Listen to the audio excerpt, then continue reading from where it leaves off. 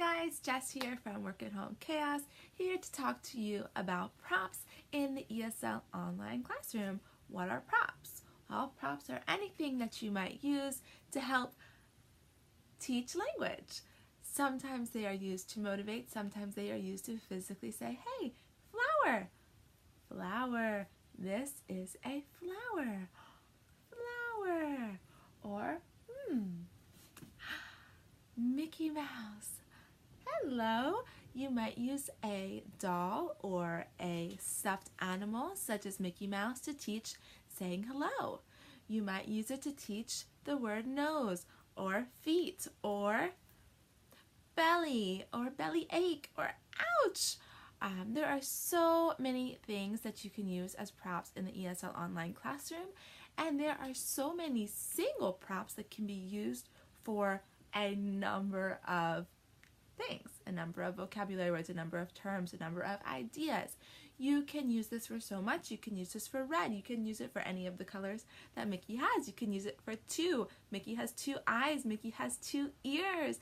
You can use it for listen, listen, Mickey's listening. Or let's say hello, Mickey. Hello, hello, Mickey. Yeah, you can use stuffed animals to try to get students to understand what is your name. Hello, hello Mickey, hello teacher, my name is, to try to encourage the student to say the same thing, to repeat after you, to mimic the conversation you are having. So dolls, puppets are great too. They're a little bit easier to hold and you can do the same things with them. You can dance with them, you can talk with them, you can sing, you can wave, you can do so much with a puppet. I have many puppets in my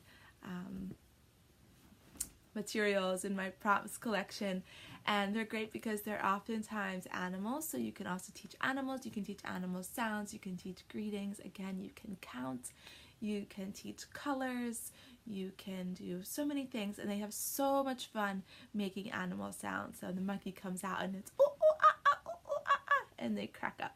So if you have a student who is struggling with getting engaged, who is shying away, who you cannot get to laugh, you can easily take out a puppet and get them to do something. Smile, if it's the most that you can get.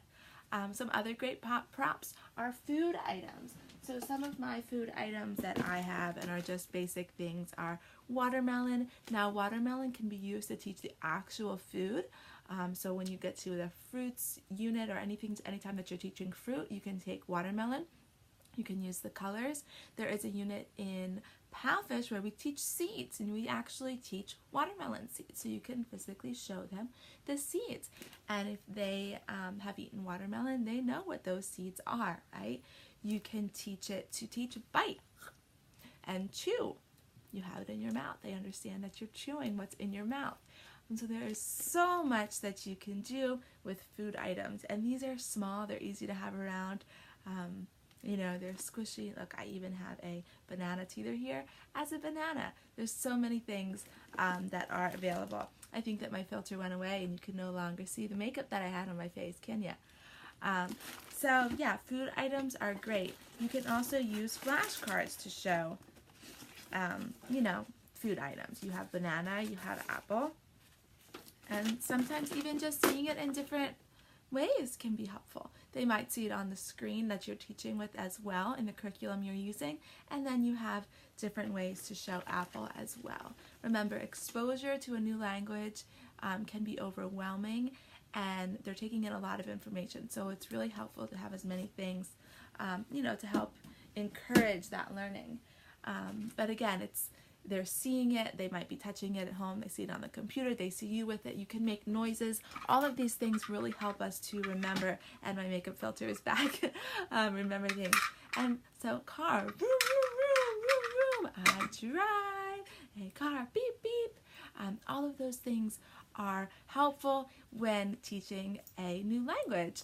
If you can imagine for yourself, if you have or haven't taken a language, I'm sure you can think about what it must be like when someone is just coming at you with a new language, and your home language is completely pushed to the side, and you are expected not only to speak, but to read, to listen, to understand, to interact. It's a lot, and a lot of these kids are young, and so you want to have things that can be helpful in teaching them. Now again, like I said, there are single props that can teach many, many things. You do not need to have this insane collection of items that I have. I just so happen to have them because I taught brick and mortar and so have a ton of materials. I have 2 babies, so I have a bunch of toys, and I enjoy having these things. So, you know, for me, it just adds, it's fun for me too. This is something that I shared in my rewards video. It's also a prop. It's ice cream, right? We use it for counting. We use it to teach colors. We might use it to lick, to eat. It's food. It's cold on a hot day. I want something cold. There are so many different things that can be used to teach, again, so many different things. This is a guitar. So if they don't know what a guitar is, or maybe you have a picture of it, but you want to really help them remember, give them something to hear. Again, using multiple senses is extremely beneficial when learning new languages. It's something that is more likely to stick if they've had different exposures and they've used their senses in multiple ways. Many of the props that I have can be purchased at the dollar store, you know, or for cheap. They don't have to be expensive props. You know, again, props can just be things that motivate and engage. You're celebrating, party, woohoo! And the kids really love that. I have glasses. Okay, let's look. And they love putting on their fake glasses. Sometimes they have glasses of their own to wear, and they really like that. So the amount of props that you can use in the ESL online classroom are endless. You do not have to have a million props, but like I said, if you can think of something that can be used for many things, that's going to be really great. Again, flashcards can be used to substitute. You can have a picture of Mickey. You can have a picture of hands. You can have a picture of 2 or flashcards with 2 of something. I also just have regular alphabet cards. Right? It's just another way to see something. It's also just something that's not just on the screen. So even if it's just a picture of something, let's say you have a frog on the lesson that you're teaching in your PowerPoint, but you have frog, hop, hop. Remember, your body is one of the greatest props. You can do so many things in front of the camera. You can point, you can move, you can dance, you can sing, you can act, mime away. That is really going to help them and engage them and encourage them to do the same. So I hope this was helpful. Again, props in the ESL classroom are extremely beneficial. You do not need to have a million things. You can have a couple staple items that can be used across curricular areas, and really just want to, you know, get your students involved as much as possible, get their senses involved, and that's really going to be the most beneficial for them. I hope this was helpful. If so, please like, comment, subscribe to keep up with all that I have to share in the ESL or Mama World. Thanks for watching. See you soon.